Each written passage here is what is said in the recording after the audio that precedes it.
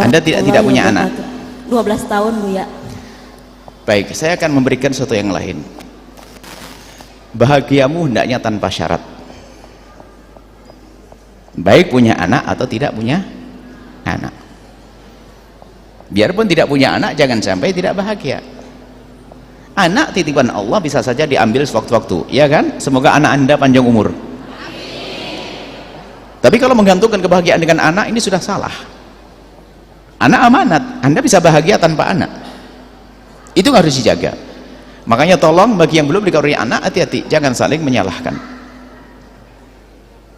Kamu sih gabuk. Gabuk itu apa? Padi yang nggak ada isinya, paham ya? Mandul. Mandul itu agak modern. Kamu sih nggak usah ngomong begitu. Bahkan apakah perlu kita datang ke medis untuk mengetahui? Kalau Anda memang kuat hati Anda, boleh. Kalau tidak, lebih baik sama-sama tidak tahu, biar tidak saling merendahkan. Masalah suami istri, kalau biarkan begitu, belain seolah-olah memang ini.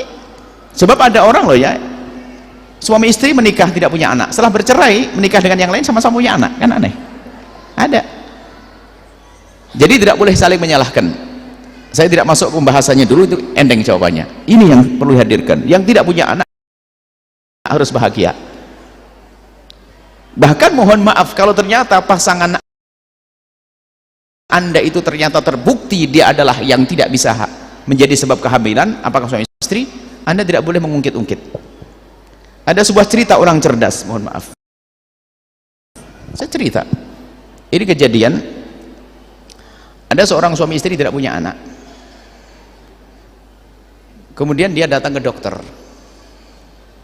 Setelah datang ke dokter, rupanya tidak bisa langsung dilihat hasilnya saat itu. Setelah pulang, nanti ada jadwal untuk mengambil hasilnya. Setelah itu suaminya datang sendiri, nggak tanpa istri melihat hasilnya. Ternyata hasilnya adalah bahwasanya istrinya bermasalah di kandungannya sehingga tidak bisa dibuahi. Nangis seorang laki-laki ini. Lalu dia ngomong, "Dok, saya tidak berani, tidak tega ngasih tahu ke istri saya. Tolong dokter kasih tahu istri saya ya." Saya panggil istri saya. "Oke." Dibisiki, "Tapi ngasih taunya begini, Dok." Dokternya melihat, "Kenapa?" "Sudahlah, Dok." Dipanggil istrinya, datang. Kemudian dikasih tahu, ibu harus sabar.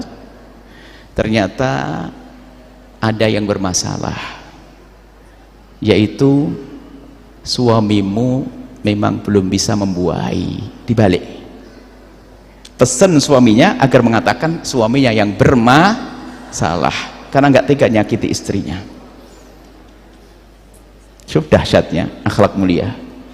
Sebab dikatakan itu kan gelisah, dia sedih, biarpun seandainya dikasih tahu tidak apa-apa. Ini kan bentuk akhlak mulia.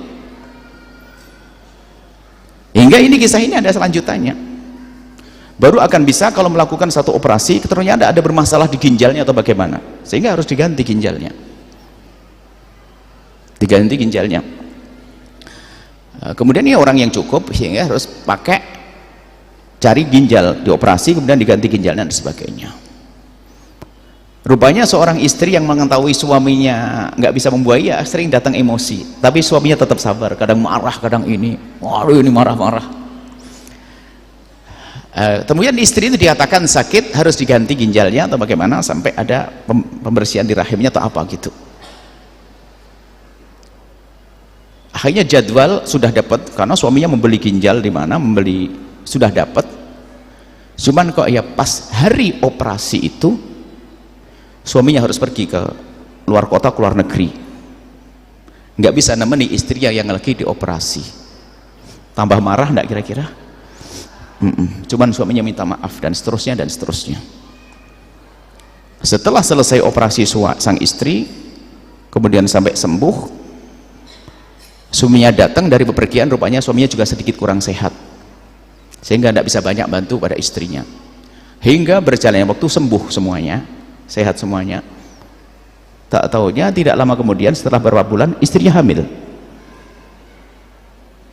Istrinya hamil. Istrinya kaget, sering marah-marah sama suaminya. Wow, dia marah. Loh, kok hamil? Bukankah suamiku mandul? Akhirnya suaminya dengan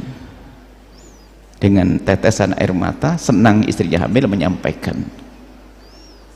Istrinya sudah marah-marah ini, menyampaikan bahwasanya, mohon maaf sayang, aku telah banyak bohong. Sebetulnya dari awal kita ke dokter itu sambil dipeluk, aku maaf bohong, itu yang nyuruh aku, yang nyuruh dokter ngomong begitu aku. Sebetulnya yang bermasalah adalah kamu sayang, bukan aku. Dan juga di saat kamu operasi, mohon maaf aku harus pergi ke luar negeri, sebetulnya sayang, aku adalah di rumah sakit yang sama karena ginjalmu itu adalah ginjalku. Allah, ginjal suaminya. Maksud kami apa? Hidup itu begitu indahnya, hidup menjaga perasaan pasangan, bukan dikit-dikit kamu sih nyalain, kamu di dalam mandul, tidak usah begitu, nggak boleh. Harus indah rumah tangga itu tanpa anak.